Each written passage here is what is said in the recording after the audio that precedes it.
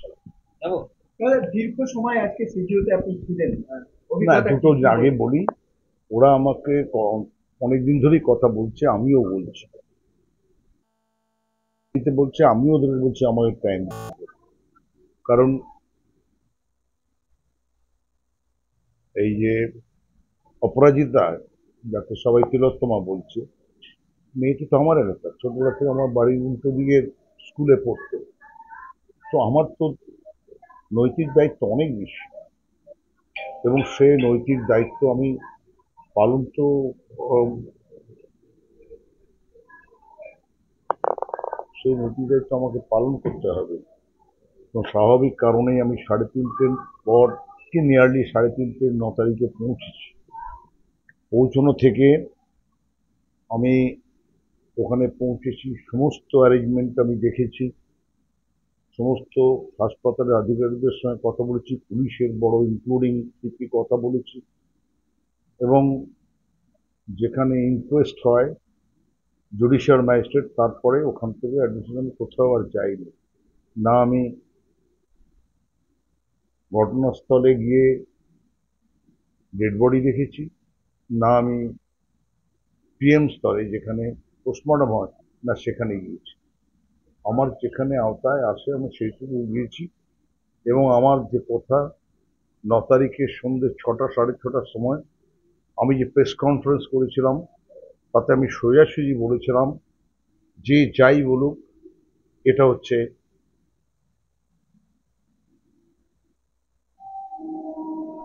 Capital পানিশমেন্টের কথা বলেছিলেন।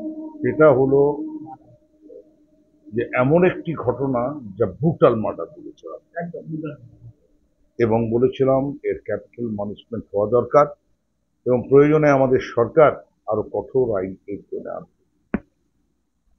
আজকের সকাল থেকে আমার অনেক প্রশ্ন ছিল যে কিভাবে এইসব খবর বাইরে যাচ্ছে, এবং ওরাও আমার কাছ থেকে অনেক খবর নিল, এবং সব খবরের মাঝখানে আমার একটাই কথা, যে আমাদের সরকার তো একজনকে গ্রেফতার করেছে, আপনারাও দোষীদের যত তাড়াতাড়ি পারবেন গ্রেফতার করুন, এবং অপরাজিতাকে আপনারা জাস্টিস দিন। এটা আমার কথা ছিল। বহুক্ষণ বহু আলোচনা হয়েছে, কিন্তু আলোচনার মধ্যে কথাই হচ্ছে যে অপরাজিতা শুড গেট জাস্টিস। এই যে একটা কথা বলা হচ্ছে যে ওই দিন আপনার সঙ্গে সন্দীপ ঘোষের দীর্ঘ বৈঠক হয়েছে, কি বলবেন? তো একটা কথা বলি, সন্দীপ ঘোষ আমাকে দেখেছে, আমি সন্দীপ ঘোষের কাছে তো আগে যাইনি। সন্দীপ ঘোষের সঙ্গে আমার কোনো বৈঠকই হয়নি। আমার বৈঠক হয়েছে স্বাস্থ্য দপ্তরের কর্তা ব্যক্তিদের সঙ্গে, পুলিশের উচ্চ আধিকারিকদের সঙ্গে। আমি ওদেরকে বলেছি যে ডাক্তার আমার এলাকা, আমার সব মানুষই জানতে চায় যে এর বিচার কবে হবে এবং বিচার হবে কিনা। সিবিআই কি আর কিছুর জন্য আপনাকে ফার্দার ডাকতে পারে বা কোনো না, কাগজ? সে তো আমাদের যে তো প্রশ্ন ছিল ওদেরও প্রশ্ন আছে, এবং কি প্রশ্ন কার আছে এটা তো মিডিয়াকে আমি বলতে পারবো না, না। সম্ভব না। কিন্তু সব প্রশ্নেরই অবতারণা হয়েছে, এবং আমার শেষ কথা ছিল যে আমি আমার নৈতিক কর্তব্য পালন করেছি। ঘটনা ঘটেছে, হাসপাতালে গিয়েছি, ডেড বডির সঙ্গে ওদের বাড়িতে গিয়েছি, বাড়ির থেকে মা বাবাকে নিয়ে পরিবার পরিজনকে নিয়ে গঙ্গার ধারে শ্মশানে গিয়েছি, এবং শ্মশানে রাত 12টার পর যখন শ্মশানের রিচুয়াল, শ্মশানের যে কর্ম, শ্মশানের সেই কর্মসূচি সবাই মিলে একসঙ্গে, বহু এখানকার সাধারণ মানুষ ছিল, কাউন্সিলররা ছিল, সব দলের মানুষ ছিল, পুলিশ ছিল, এবং সকলের সম্মুখেই যা হয়েছে হয়েছে। আমি শুধু একটাই কথা বলেছি, আমি কোনো বিতর্কে যেতে চাইনি।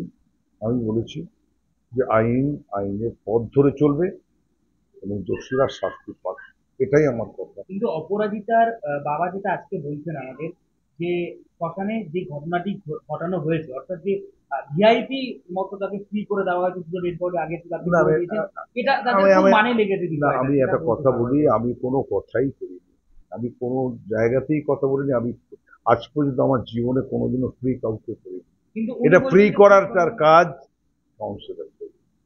আপনি বলছেন কাউন্সিলর কি ফ্রি করেছে? ফ্রি করার কাজটা হচ্ছে কাউন্সিলরদের কাজ। কাউন্সিলর কি করেছে ওটা তো ডকুমেন্টস আছে ওখানে। আচ্ছা।